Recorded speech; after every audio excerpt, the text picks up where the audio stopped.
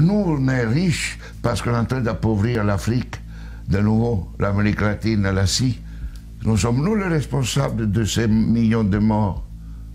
C'est nous qui disons que tu dois avoir accès à l'eau simplement si tu la payes.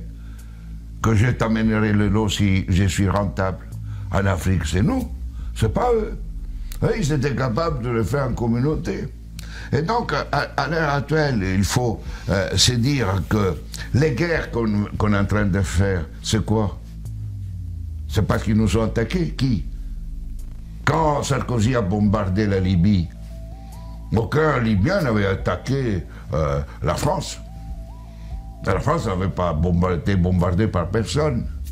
Et nous, quand les Américains ont bombardé Bagdad ou l'Irak, parce que c'était l'ennemi du mal, tous ces millions qui sont morts, et tous ces millions de réfugiés syriens, irakiens, etc., c'est qui eux, ils ont voulu.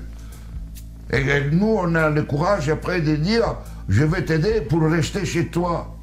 Hein? Alors qu'on les a créé des conditions pour qu'ils doivent fuir. Et nous, on va dire hypocritement à cette Europe qui hypocritement donne 6 milliards à la Turquie, 2 milliards aux Libyens pour pouvoir obtenir les gens qui viennent d'Afrique, où on est en train d'alimenter, nous, les guerres. Mais il faut s'arrêter de se raconter des balivernes ici. Hein? Il faut arrêter. La guerre ne se fait plus parce qu'on tue l'ennemi.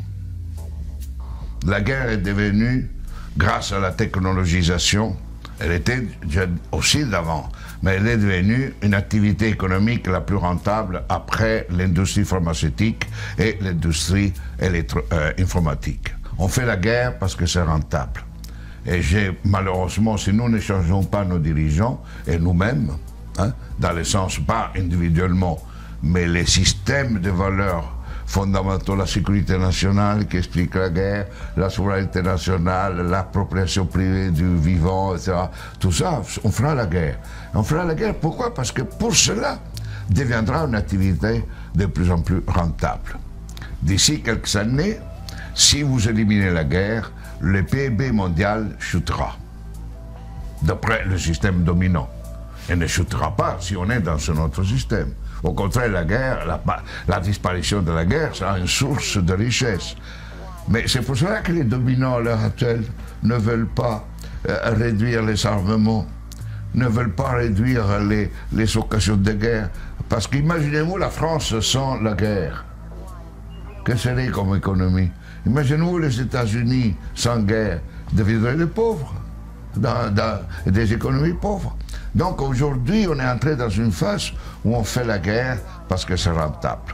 Et vous n'aurez aucun dirigeant actuel du monde qui arrêtera la guerre.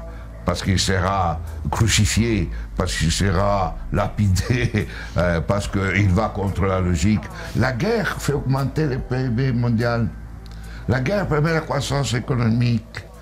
Et on suppose que si on fait la guerre, on augmente la création d'emplois chez nous. Non?